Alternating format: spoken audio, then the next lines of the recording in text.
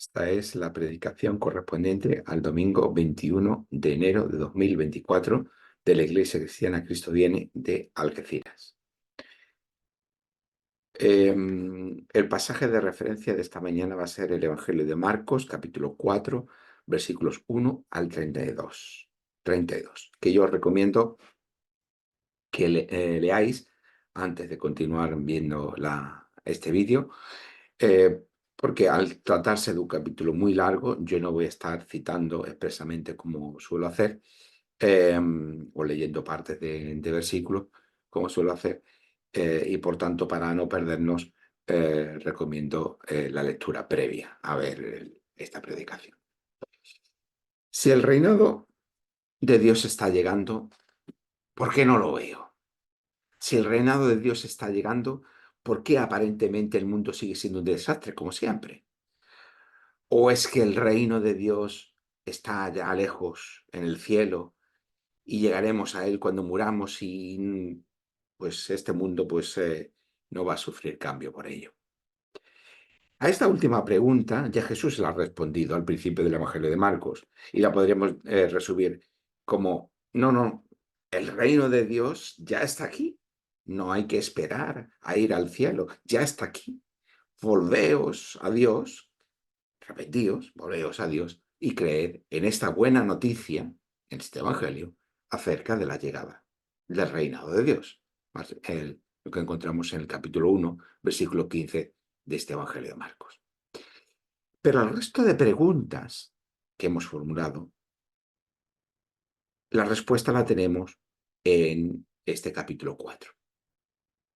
La primera parábola nos habla de un sembrador que siembra una semilla, la segunda de una semilla que crece sin parar y la tercera de una semilla insignificante, como es la semilla del grano de mostaza.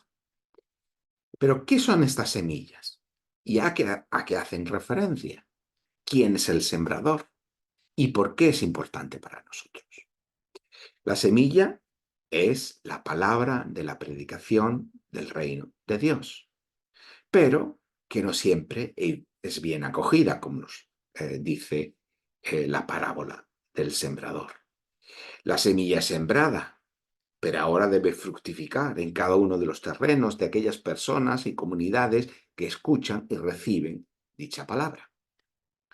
Como ya vimos en Isaías, el capítulo 40, versículo 8, o capítulo 55, versículos 10 al 11, que son los dos capítulos que marcan lo que llamamos el libro de la consolación, la promesa de la vuelta de la presencia de Dios está enmarcada por la acción de la palabra de Dios, que cumple su propósito de renovación, de transformación de la creación.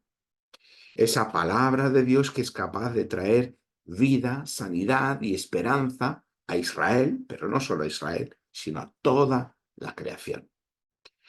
Esta es la palabra también del reino de Dios. Y toda iglesia, en su labor ministerial, debe afrontar las dificultades que representa su siembra. Podemos tener distintas actitudes frente a la realidad que nos presenta esta parábola del sembrador. Podemos ser conformistas, podemos ser derrotistas o podemos ser triunfalistas. Y vamos a ver un poco en qué consiste cada una de estas actitudes. Solemos pensar que cuando la gente veía y escuchaba a Jesús, pues todo era muy evidente y lo que decía y lo que hacía era comprendido muy fácilmente y muy rápidamente por todo el mundo. Pero en realidad no era así, sino todo lo contrario. Dios, por medio de Jesús, está sembrando la semilla del reino de Dios, porque Jesús mismo es la palabra. Pero esa semilla no es siempre bien acogida. Esa semilla no siempre encuentra un terreno fértil donde crecer. Y ese carácter contradictorio del reinado de Dios es inherente a la predicación de Jesús. De ahí que Marcos haya intercalado entre estas parábolas algunos dichos de Jesús para afrontar, para resolver, para explicar esa contradicción. La contradicción de que el reino de Dios está llegando, pero que la semilla de ese reino no termina de fructificar en muchos lugares. Jesús les dice a sus discípulos que esto ocurre porque el reino en realidad, el reinado de Dios en realidad es un misterio. A veces queremos racionalizarlo tanto todo que perdemos esa noción de misterio acerca del reino. Y las parábolas, por tanto, cumplen una función de desvelar, de mostrarnos, de descubrirnos ese misterio. Y es lo que encontramos en el versículo 11 de este capítulo 4. Esta llegada del reinado de Dios, por tanto, no es evidente, ni parece que esté ocurriendo, pero en realidad sí que lo hace. De ahí el sentido un tanto extraño del versículo 12 del capítulo 4, que pareciera que dice que las parábolas, más que revelar el reino, lo que hacen es ocultarlo. Pero en realidad se trata de una manera paradójica de enfatizar la necesidad de escuchar la palabra del reino de Dios. Es decir, porque se está citando el capítulo 6, versículos 9 al 10 del libro de Isaías, donde esas mismas palabras se dicen al profeta Isaías al comienzo de su ministerio. El, el pueblo al que tienes que predicar es un pueblo duro, de oído, que va a rechazar ese mensaje. Por tanto, no se trata de que las parábolas oculten deliberadamente el mensaje para que haya personas que no puedan comprenderlo, sino que es una manera de enfatizar, cuidado, somos dados a no oír, así que debemos prestar oídos, escuchar atentamente este mensaje que se nos está comunicando. Ya sabemos que no es fácil que escuchemos, sí que, o que oyamos, y por tanto oigamos, y que por tanto escuchemos atentamente. Eso es lo que se nos quiere decir, no que se nos va a ocultar maliciosamente para que no comprendamos, sino ya contamos con que a veces no escuchamos o no oímos correctamente. Así que por favor, poned mucha atención a esto que se está diciendo. Y entonces cuando escuchemos profundamente, cuando estemos prestos para ver realmente, entonces se revelará de manera clara, el reinado de Dios. ¿Y qué nos dice Marcos? Que esto es precisamente lo que está empezando a ocurrir y que esto es lo que precisamente empieza a ocurrir al oír el propio Evangelio de Marcos, porque hay que entender que el Evangelio o los Evangelios, el texto de los Evangelios, lo que llamamos los Evangelios, eh, no era un texto principalmente para ser o fundamentalmente para ser leído, porque no mucha gente era capaz de leer en ese contexto sociocultural, sino fundamentalmente para ser oído. Por lo tanto, cuando el texto del Evangelio, como el Evangelio de Marcos o el resto de Evangelios, es oído, empieza a ocurrir esto que se está anunciando las parábolas, es decir, que se está desvelando esta realidad de que el reino de Dios, el reinado de Dios, está llegando. Aunque aparentemente las personas no entienden y no lo vean, el reinado está llegando por medio de Jesús. El problema es que no están escuchando atentamente, pero pronto todo va a cambiar. En este pasaje hay 13 repeticiones acerca de escuchar. Claro, como decimos, esto es porque forma parte de una cultura oral, en el que se transmite el mensaje por medio de comunicarlo con palabras audibles y escucharlo. Pero también es una manera de decir lo que ya hemos dicho. Pon atención, porque eso es muy importante. Y una vez y otra vez se nos estimula a oír, a escuchar. Y hay la referencia en los versículos 21 y 22 del capítulo 4 acerca de poner una luz en un lugar visible para que alumbre y que lo oculto sea revelado. Eso hace referencia a que el reinado de Dios está ahí para verlo y la predicación de Jesús está para iluminarlo. Esto oculto es el reinado de Dios que va a ser revelado. ¿Y dónde va a ser revelado? Precisamente en la enseñanza y en las acciones de Jesús. Pero de momento Jesús es rechazado. Ya vimos la semana pasada cómo fariseos y escribas se escandalizaban por lo que Jesús hacía y decía. Y un poquito más adelante, Marcos capítulo 6, versículos 4 y 5, cuando Jesús está predicando en la sinagoga de Nazaret, sus oyentes se escandalizan de Jesús y él les responde con esas palabras tan conocidas, que no hay profeta que sea reconocido en su propia tierra, incluso entre sus parientes o en su misma casa, que eran los que los estaban escuchando.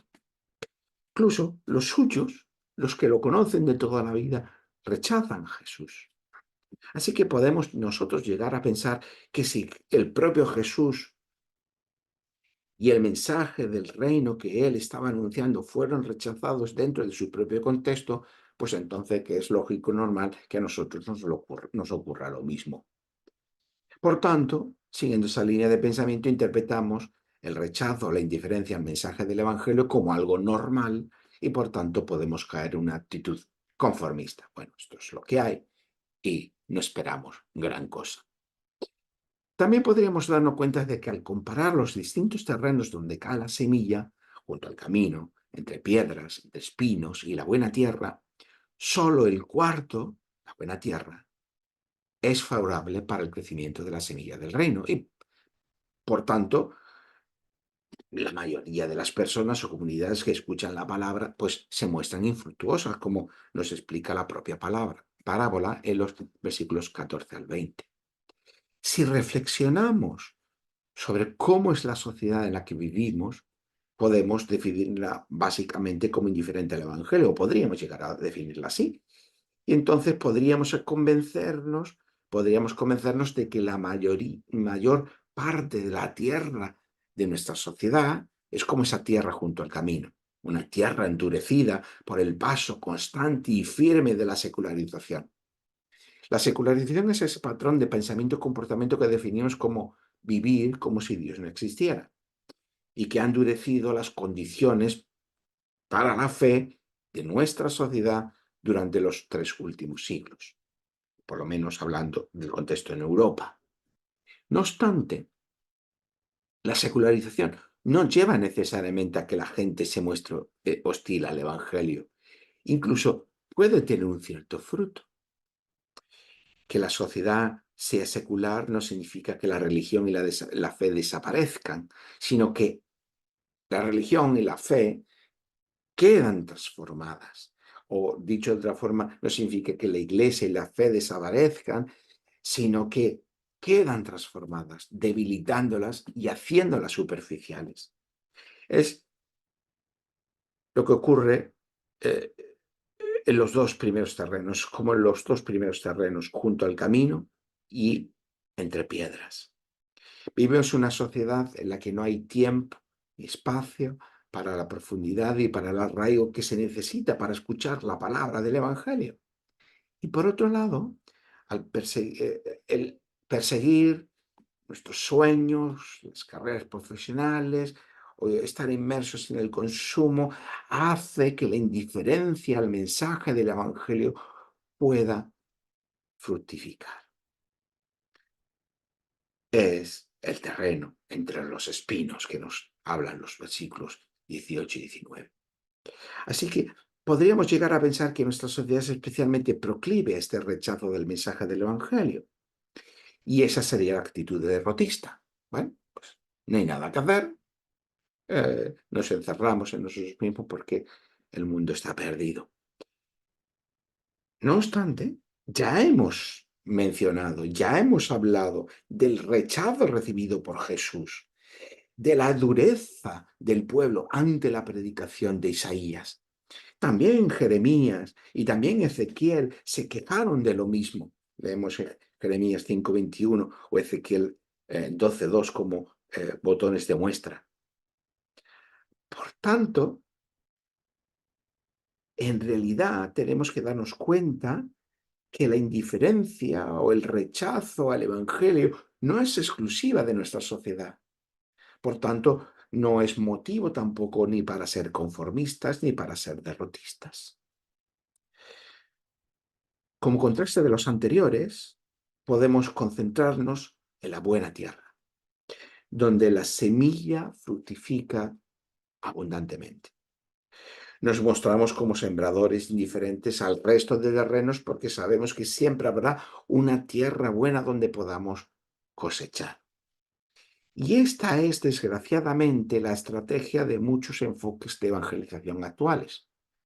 Bajo la promesa de que el fruto es multiplicado por 30, por 60 y por 100, el versículo 20 nos dice, entonces estos enfoques se concentran en el resultado.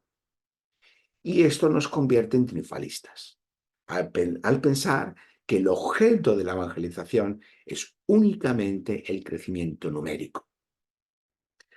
Aquí habría que recordar que la parábola del sembrador comienza con mucha gente escuchando a Jesús en la orilla del mar de Galilea, versículo 1.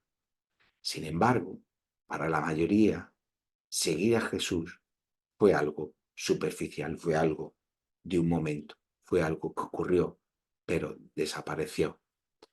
Así ocurre también con enfocarnos solo en el crecimiento numérico, que se vuelve superficial. Por lo tanto, no debemos ser ni realistas, ni derrotistas, ni triunfalistas. Jesús es el sembrador. Su palabra, Él mismo, es la semilla y su fruto maduro es la llegada del reinado de Dios. Y eso convirtió a sus discípulos y nos convierte a nosotros en sembradores de la esperanza de este evangelio, de esta buena noticia de la llegada del reino o reinado de Dios. Ahora bien, como sembradores debemos ser conscientes de que, aunque no todos los terrenos son propicios para el fruto del reino, el sembrador sigue esparciendo la semilla sin discriminar ningún terreno. La semilla hay que esparcirla con abundancia y con gracia, sin condiciones ni méritos que deba atesorar el que escucha como requisito previo para nuestro trabajo. No debemos convertirnos en contables del reino, reservando la semilla allí donde pensemos que haya buena tierra. Es cierto que nuestra sociedad secular es un terreno especialmente duro para la semilla del Evangelio. Sin embargo, no debemos dejarnos convencer de que todo está dicho con ello. La fe que confía y la esperanza no desaparecen ni son imposibles en la sociedad secular. Es cierto que las piedras y los espinos de la secularidad suelen hacer de la fe y de las iglesias realidades subjetivas, según las preferencias y los gustos personales de cada uno, y eso nos vuelve débiles y sin raíz, porque en la sociedad de las comodidades huimos de lo que supone esfuerzo y renuncia. Las piedras y los espinos de la secularidad nos convierten en individualistas, con una preocupación exclusiva por nosotros mismos y por nuestra vida privada.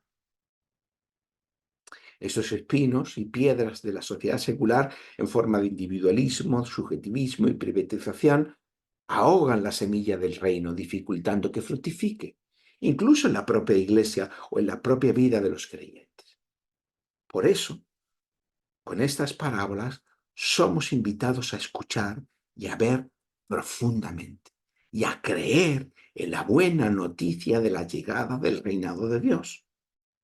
Pero en ello también hay una advertencia. como le dice el versículo 25 del capítulo 4, pues al que tiene se le dará, pero al que no tiene, aún lo que tiene, se le quitará.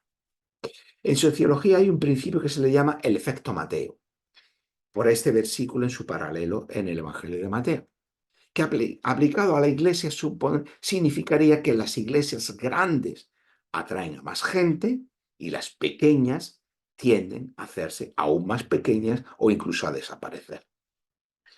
Pero tampoco debemos dejarnos confundir por esto, porque el fruto del Evangelio no siempre coincide con las multitudes que siguen aparentemente a Jesús.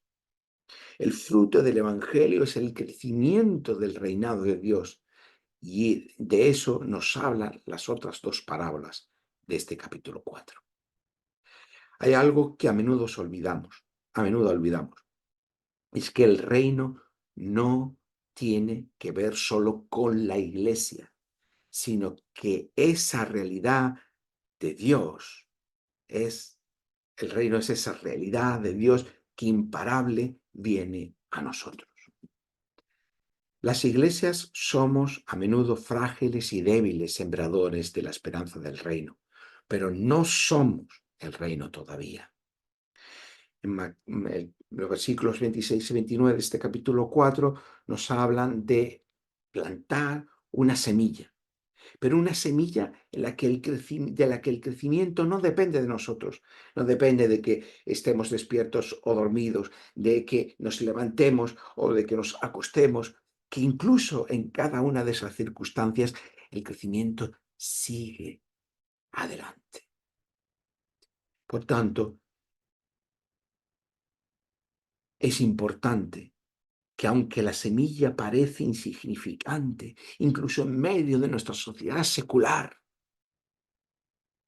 como si fuera un grano de mostaza, continúa creciendo, poco a poco, pero de manera constante, hasta convertirse en un gran árbol que nos da cobijo con su sombra. Versículos 30 al 32. Así que el reinado de Dios no irrumpe de una manera espectacular o abrupta, sino poco a poco, casi sin darnos cuenta, pero convirtiéndose en una realidad poderosa que lo inunda todo. Por tanto, seamos sembradores perseverantes y mantengamos nuestra mirada, no en los seguimientos multitudinarios y superficiales, sino en ese reinar de Dios imparable y firme como la esperanza que nos ha sido prometida. Que así sea. Amén.